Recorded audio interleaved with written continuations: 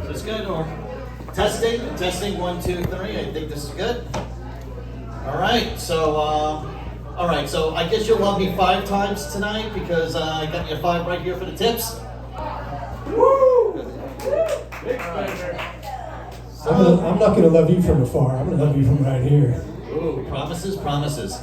Anyway, Jesse, congrats, happy birthday! And as my little thing, I've actually made up my little bit for this little comedy bit today. I will be sitting down and maybe reading one of the Christmas stories that we all love, but for children, nice and cute with a nice little commentary of Die Hard.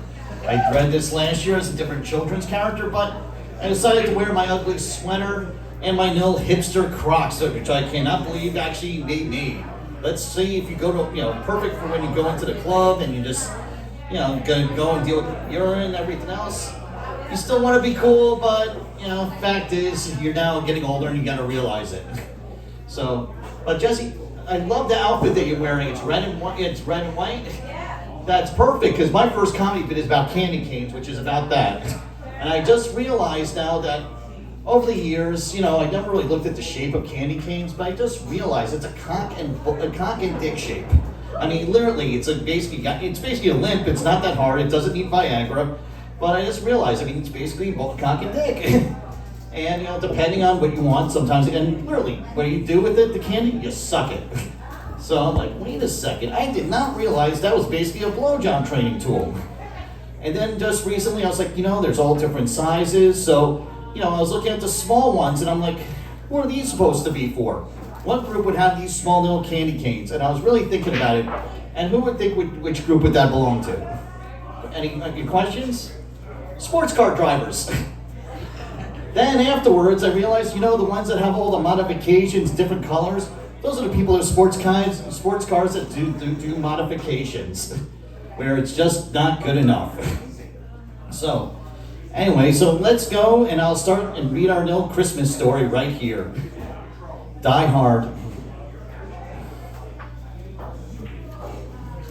As you can see, so it was the night before Christmas, and up in the tower, everybody was partying except for one wallflower. If you look like him, he looks like more of a predator. He's got the little thing hiding on his coat. It's like, all right. Okay, John McClane missed his wife. Things just weren't the same. And since Holly had moved west and changed her last name. Decent office.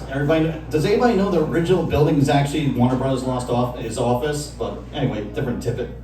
He tried to win her back, but still she said no. While unbeknownst to him, there was trouble below. A truck had pulled up, and who should disbark but 14 men whose intentions were dark. So these are the images. They're nice, everybody nice and ordered, no problem with traffic. I just love it they don't put any plates here. They should have known something was wrong. They spoke not a word and unloaded big crates. They cut the phone lines and locked the gates. Carl swept the ground floor, shooting the guards dead, while visions of bearer bonds danced in their heads. Isn't that great just to think about? This is something that you want to teach your kids about. Good robbery, you want basically non-commercial, don't deal with cash. Okay? John took off his shoes, making a fist in his toes. Actually worked. Well, what to do, And when out in the lobby there arose a clatter, he sprung to the door to see what's the matter. Now... Where's the sound effects? What? Where's the sound effects? Okay, I got to next year.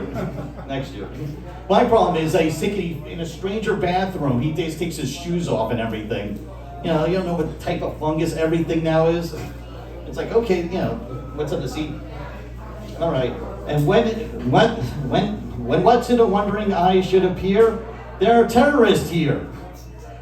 John hid under his table where no one could see and watched Hans and Mr. Tanaka. I'm going to count to 3.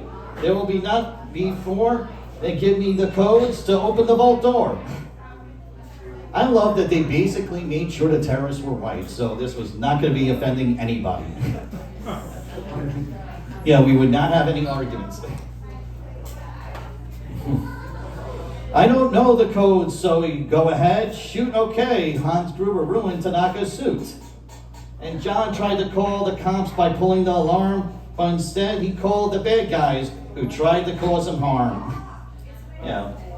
So, no one really talks about the janitorial staff afterwards, how they're going to go in there, clean it. Really the nightmare Christmas Day is. What do you got? Oh, I got a massive cleanup. They're bringing people in. But John killed Tony, who had very small feet, and sent him to the terrorists as a Yuletide treat. He put Santa hot on a German and eyes all aglow, wrote, "Now I have a machine gun. Ho, ho, ho." Carl was furious that Tony was of his brother. He chased John across the roof, and they shot at each other. Oh, how lovely. And John was able to escape through the ventilation shafts. Come out to the coast, he signed. We'll have a few laughs. I've never seen any ventilation shaft that can hold 80 pounds. I used to be an exterminator, and just the idea of that, and that's all nice and clean and shiny. Okay, as Tanaka Tower Sergeant Powell appeared, he checked the whole lobby, and nothing so weird. He was pulling away, and he didn't get before Marco landed on the hood. Powell drove away, backwards, and screaming in the fright, "Welcome to the party, pal!" John yelled with delight. Afterwards, the guy moved to Chicago and had to deal with Steve Urkel, which was a bigger disaster than this. Okay.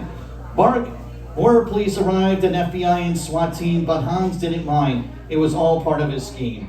More rapid than their eagles, his henchmen, they came and radioed and shouted, and they all called them by name. Now Eddie, now James, now Franco, now Ely, now on Fritz and Carl and Harry and Long Unruly.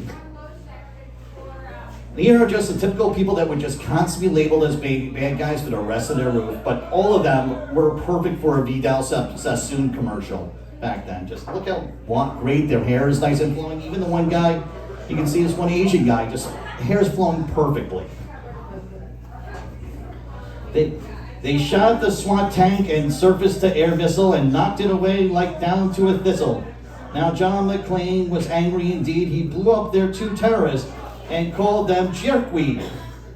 At least Han and Bobby, your white knight, Han shot him dead, giving the hostages a fright.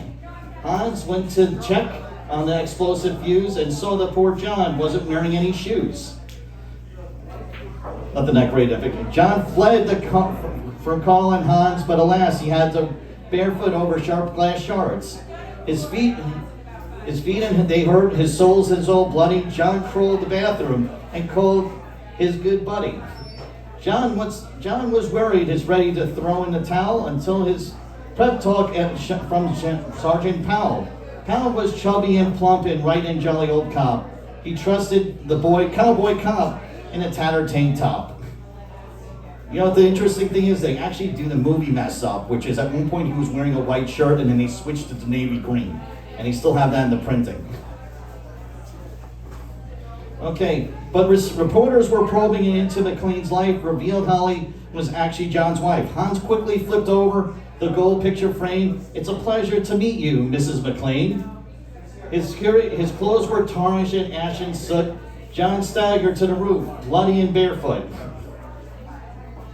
The explosives were wired to the rooftop with care, and the hopes of hostages soon should be there. John worried everybody in the roof soon blew out closer and strapped him with the high-powered ammo.